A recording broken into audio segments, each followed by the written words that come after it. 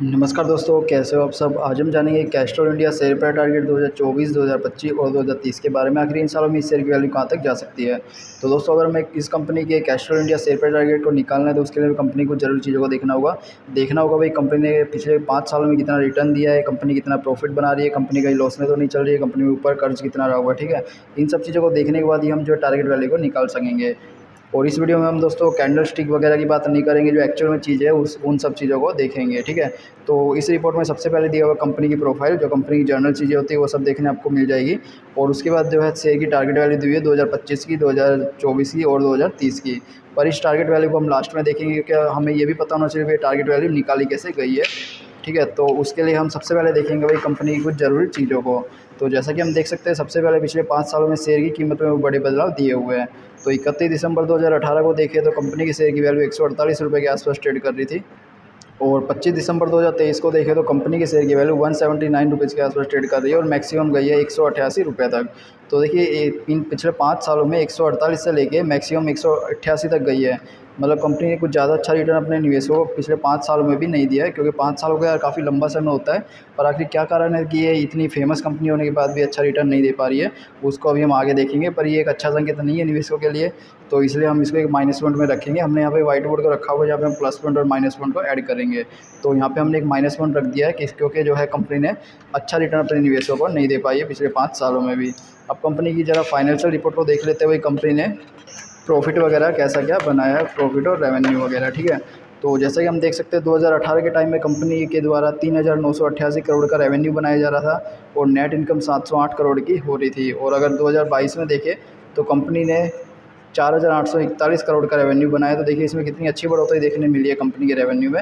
और अगर net income को देखें तो ये 708 करोड़ से लेके 815 करोड़ तक जा चुकी है, जो कि यार लगभग है जो कंपनी की नेट इनकम भी बढ़ोतरी हो रही है। वैसे तो ये जो है काफ़ी धीमे ग्रोथ देखी जा सकती है, क्योंकि यार नेट इनकम में ज़्यादा कुछ बढ़ोतरी देखने नहीं मिली है, पर ये लगातार ग्रोथ हो रही है, इसलिए इसको हम एक अच्छा संकेत मान सकते हैं।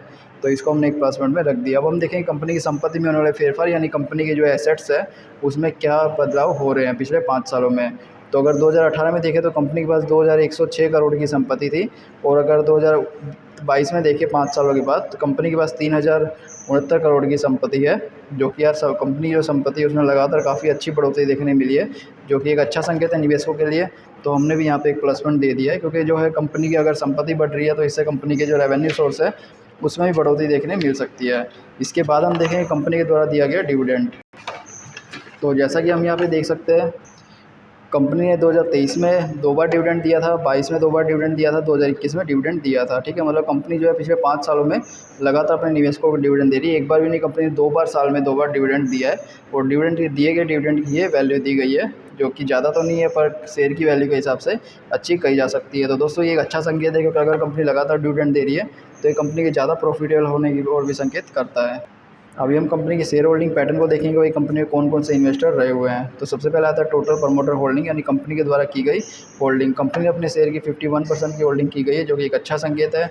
उसके बाद आता है म्यूचुअल फंड में 2.84% की होल्डिंग है, जो कि एक अच्छा संकेत है। और अदर डोमेस्टिक इंस्टीट्यूशन जो भारतीय बड़े इन्वेस्टर है उनके द्वारा 13.67% की होल्डिंग है, जो कि काफ़ी ज़्यादा, इसलिए एक अच्छा संकेत है।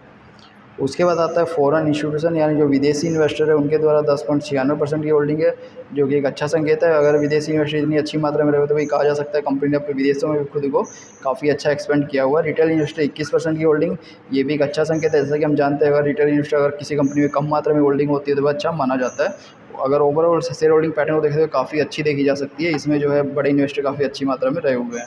इसके बाद इस रिपोर्ट में दिया हुआ है कंपनी का फ्यूचर स्कोप, और कंपनी जिस क्षेत्र में काम कर रही है उस सेक्टर में कितना स्कोप रहा हुआ आने वाले समय में, और कंपनी आने वाले समय में कौन कौन से प्रोजेक्ट पे काम करने का प्लानिंग कर रही है, वो सब चीज़ें दी हुई है, जो आपको जरूर से रीड करना चाहिए। और इसके अलावा कंक्लूजन दिया हुआ है कंपनी में आपको निवेश करना चाहिए या नहीं करना चाहिए, और अगर करना भी चाहिए तो कितनी मात्रा में करना चाहिए। ठीक है दोस्तों, इसकी जो लिंक है मैं डिस्क्रिप्शन में दी हुई है, ये पूरी रिपोर्ट आपको वहाँ से डाउनलोड करने का ऑप्शन मिल जाएगा, और वहाँ से आप इसे पूरी तरह से रीड भी कर सकते हो।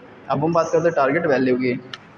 तो अगर टारगेट वैल्यू की बात करें तो 2024 में, और दोस्तों जो टारगेट वैल्यू होती है किसी प्रकार का सजेशन नहीं है, एक्सपर्ट के द्वारा दी जाने वाली अंदाजित वैल्यू होती है। तो अगर 2024 में टारगेट वैल्यू को देखें तो कंपनी के शेयर की वैल्यू 220 रुपये से 260 रुपये तक जाने की संभावना को बताया जा रहा है। और अगर 2025 में देखें तो कंपनी के शेयर की वैल्यू 370 से लेके 445 रुपये तक जाने की संभावना को बताया जा रहा है। और अगर 2030 में देखें तो कंपनी के शेयर की वैल्यू 980 से लेके 1135 रुपये तक जाने की संभावना को बताया जा रहा है। और अगर प्लस पॉइंट माइनस पॉइंट को देखें तो भाई हमें इसमें 4 प्लस पॉइंट देखने मिला, 1 माइनस पॉइंट देखने मिला, जो कि निवेशकों के लिए ये अच्छा संकेत है। और जैसे जैसे हमें अपडेट मिलेगी हम आपके साथ भी अपडेट करेंगे, इसलिए चैनल को सब्सक्राइब कर लें, वीडियो को लाइक करें। तो चलिए मिलते हैं नेक्स्ट वीडियो में।